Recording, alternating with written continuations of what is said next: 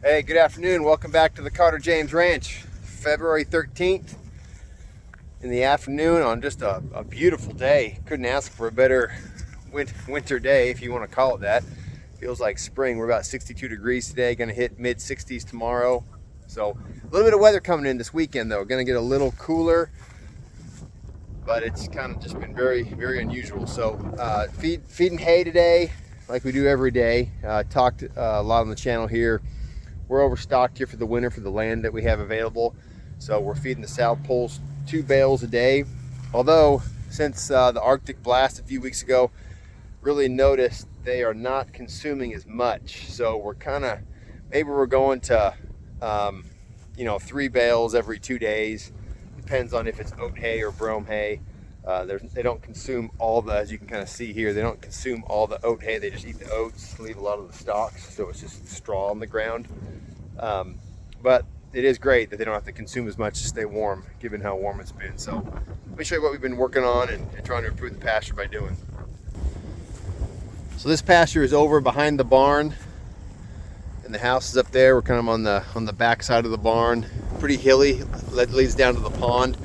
We did a lot of tree work here about a year ago. We took out a lot of trees along this hillside, and we started burning these burn piles. Got rid of a couple of them. Still have a few more to go, but just really trying to open it up. There's a lot of buckbrush that was in here, so we're actually trying to unroll some hay in here and cut out all these tree shoots.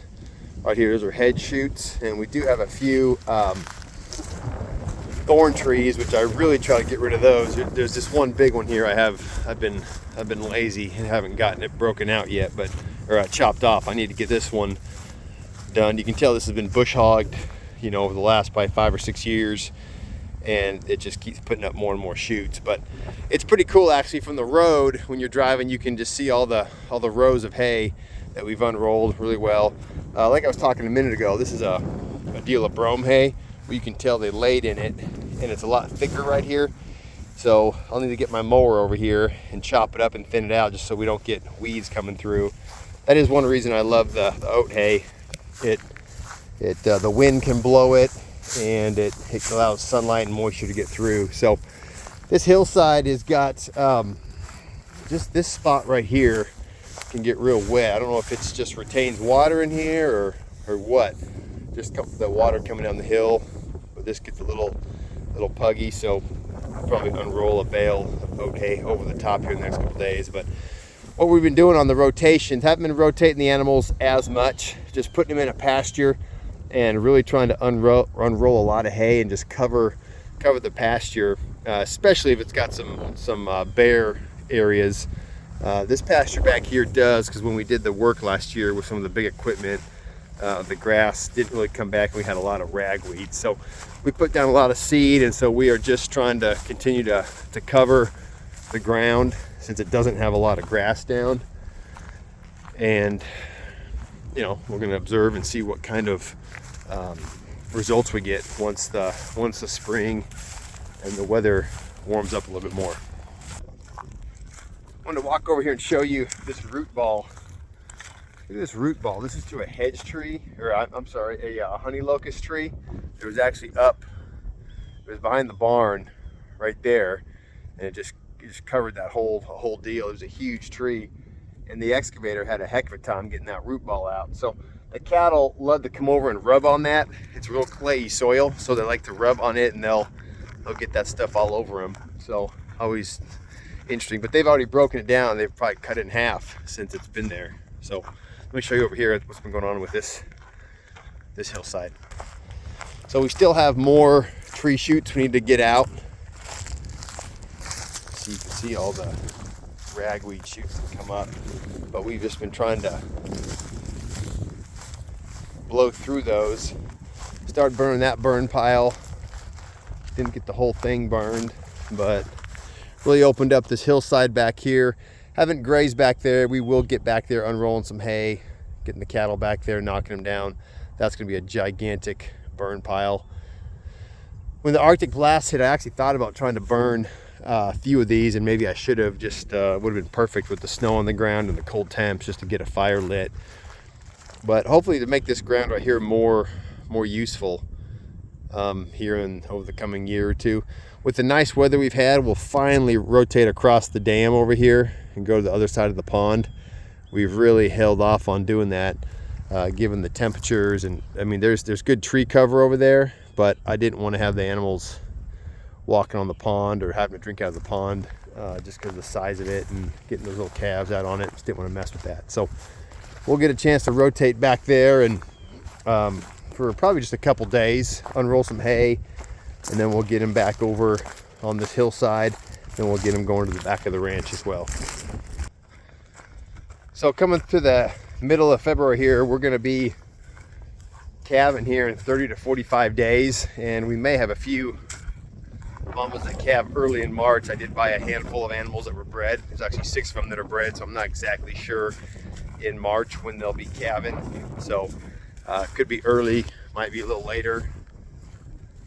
But at this point, with the weather we're having, we're looking like it's not going to matter. We'll be a-okay either way. Something to shoot some footage for you on our redemption ranch that we're going to be moving the South Poles to. And I've been doing some inventory. There's a number of these older animals that we got here that I'm actually not going to move them out there. I'm going to keep them here at the Carter James just so they don't have to go over so much ground. We only graze about 60 acres here at the Carter James, so they're not moving a ton. And redemption's a much bigger property.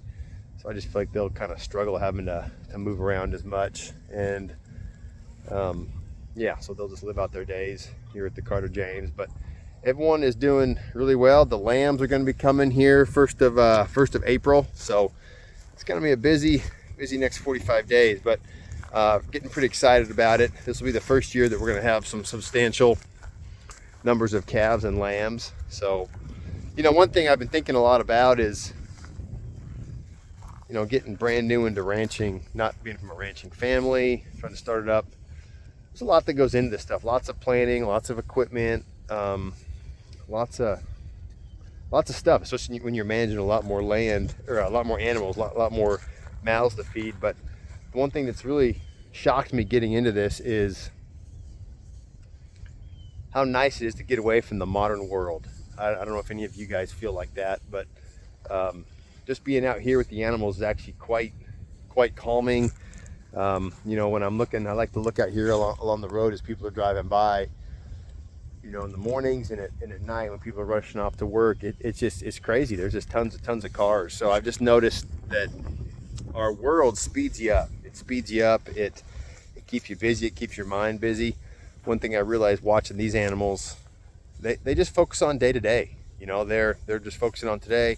They don't worry about what happened 3 days ago. They don't worry about a beef that they had with one of their herd mates. They're not worrying about what's going to happen next week, tomorrow. They're just focusing on today. So that's a really good lesson for us sometimes too. And these guys are not malicious. They're the same every day. They all have different personalities, but they're the same. So I don't know. It gives me a lot of motivation to put together like a City Slickers weekend, or a week, to get people on the farm, because we're so far removed from this lifestyle, our society is, that we really lose a lot by moving away from this lifestyle. So anyhow, that's all I've kind of really got to say on that. But yeah, it just is. So I had this heifer walking up to me. She's a little squirrely. She'll come up and sniff me and jostle her head, so sometimes I don't know what she's meaning. But I know she's a little nut, so it's okay. So anyhow, I'll get out that rant. But if you get a chance and you're not already involved in ranching, try to find a ranch getaway. Escape the modern world. It'll be joy to your soul. So thanks all for watching. I want to get back on here. I hadn't been on for a little while. I've been doing a number of shorts. Just didn't feel like I had much to talk about. So hope you guys are all doing well. God bless, and we'll see you in the next video.